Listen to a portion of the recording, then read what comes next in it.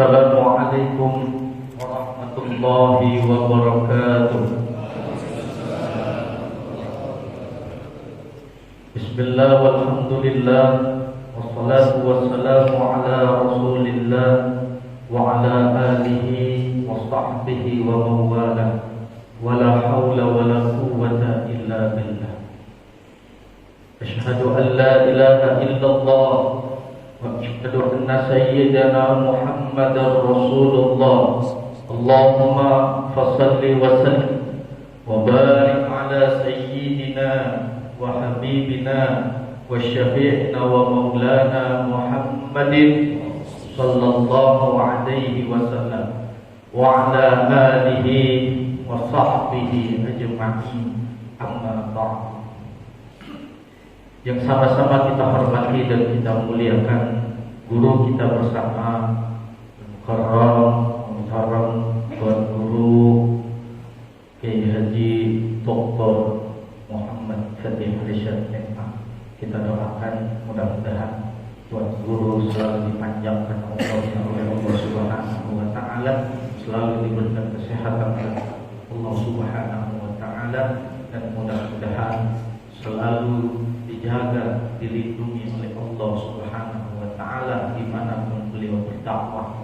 Dan mudah-mudahan kita sebagai muridnya, mudah-mudahan kita mendapatkan ilmu yang manfaat dari beliau semua. Amin ya rabbal alamin. Yang sama-sama kita hormati dan kita muliakan Mukarram Kiai Haji Samsuri SH.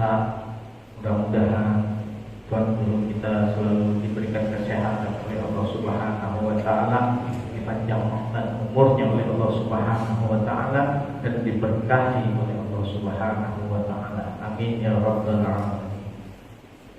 Sama-sama kita hormati dan kita muliakan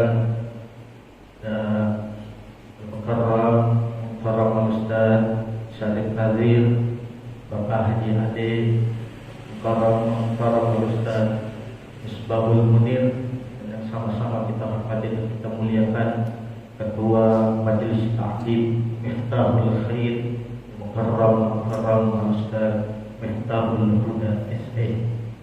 Mudah-mudahan yang hadir semua, yang saya tidak sebutkan namanya satu persatu, mudah-mudahan Allah Subhanahu wa Ta'ala selalu menurunkan rahmat kepada kita semua, dan mudah-mudahan kita diberikan ilmu yang manfaat oleh Allah Subhanahu wa Ta'ala. Amin ya rabbal alamin. Hadirin jamaah yang dimuliakan oleh Allah Subhanahu wa Ta'ala, Nabi Muhammad sallallahu alaihi wasallam bersabda, beliau bersabda, kun aliman au muta'alliman au mustami'an au muhibban wa la takun khaisan fatahalla. Nabi Muhammad sallallahu alaihi wasallam telah bersabda, kun aliman, kata Nabi Muhammad, jadikan dirimu, keluargamu, keturunanmu jadi orang yang alim, seorang guru, seorang yang memiliki ilmu pengetahuan agama, seorang yang alim dalam ilmu agama. Maka jadikan, kata Nabi Muhammad, diriku dan keluarga orang yang alim. Karena jangan pernah kita merendahkan, meremehkan orang-orang yang alim, apalagi ulama, apalagi keturunan baginda Nabi besar Muhammad sallallahu alaihi wasallam. Banyak zaman sekarang yaitu menyebarkan fitnah-fitnah bahwa keturunan Nabi itu tidak ada. Padahal zuriyah Nabi Muhammad sallallahu alaihi wasallam, kita harus yakin bahwa para habaib itu adalah keturunan daripada baginda Nabi besar Muhammad sallallahu alaihi wasallam. Allah Subhanahu wa Ta'ala telah berfirman, innama yakhshallaha min ibadihil ulama. Sesungguhnya yang takut kepada Allah Subhanahu wa Ta'ala hanyalah ulama. Hanyalah ulama yang takut kepada Allah Subhanahu wa Ta'ala. Maka jangan kita remehkan ulama kita. Kita dapat sholat dari mana kalau bukan kita dari pengajian?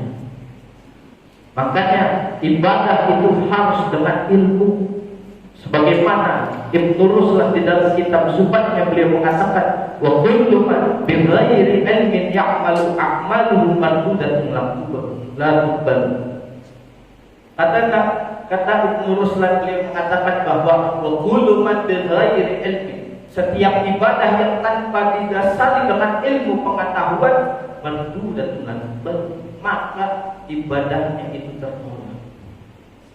Seperti debu di atas batu yang besar, bongkahan batu yang besar, maka tertiup angin, hilang begitu saja. Habaran mansur, maka sia-sialah orang yang ibadah tapi tanpa didasari dengan ilmu pengetahuan. Yang kedua, kalau kita tidak bisa menjadi orang alim, yaitu muta'allim, setidaknya jadilah orang yang muta'allim, yaitu seorang santri, seorang mencari ilmu, itulah muta'allim. Maka ada seorang santri yang ditugaskan oleh gurunya cuma bikin kopi doang. Ditugaskan oleh gurunya cuma bikin kopi doang. Setiap ngaji gak pernah ngaji.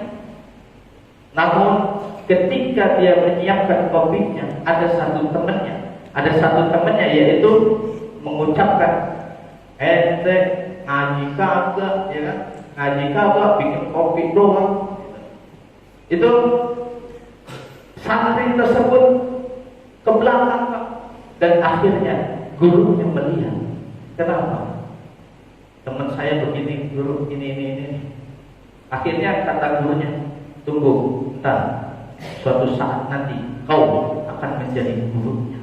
Dan akhirnya karena sami'na wa ata'na kepada gurunya, beliau menurut kepada gurunya, maka beliau menjadi ulama besar. Dan yang ngatain itu temennya, yang ngatain lu gak ngaji, ya kan, bikin kopi doang, itu jadi murid daripada itu. Karena apa? Karena barokah dari seorang guru. Yang ketiga yaitu mustami', yaitu orang yang mustami', mendengarkan ilmu. Ini kayak kita semua yang hadir di majelis ini.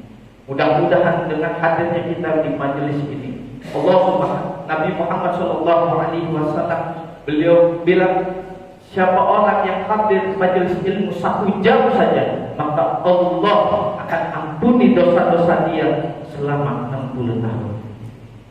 Mudah-mudahan dosa-dosa kita keluar dari majelis ini, mudah-mudahan dosa-dosa kita diampuni oleh Allah Subhanahu wa Ta'ala.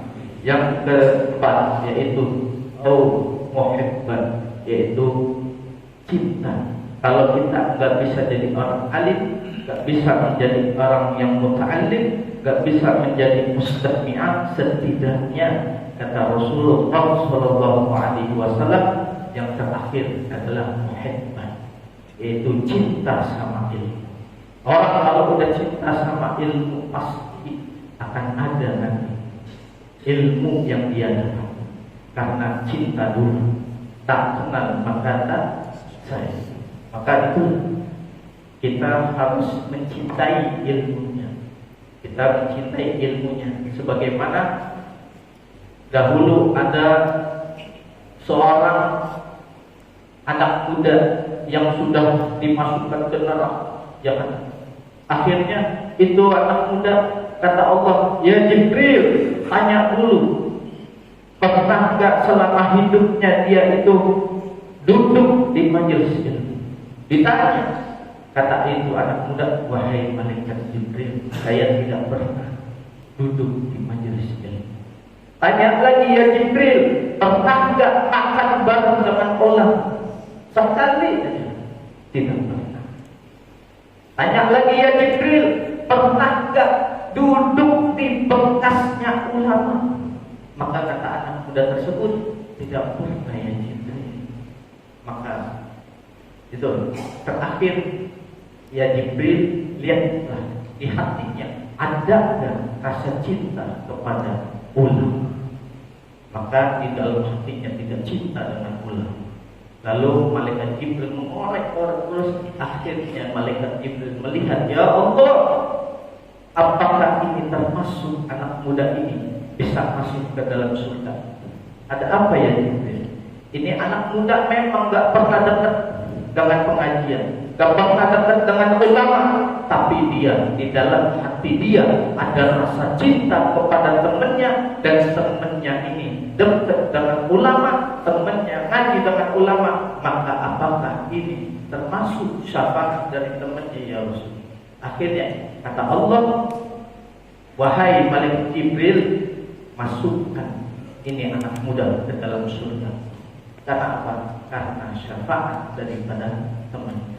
Bersyukur Pak, mudah-mudahan kita dekati orang-orang saleh, ya. Mudah-mudahan kita diselamatkan di akhirat nanti oleh guru-guru kita, oleh teman-teman kita. Amin ya rabbal alamin. Yang terakhir, wala takun khamisan fathalah, dan jangan jadikan dirimu keluarga yang kelima, maka engkau akan celaka, kata Nabi Muhammad.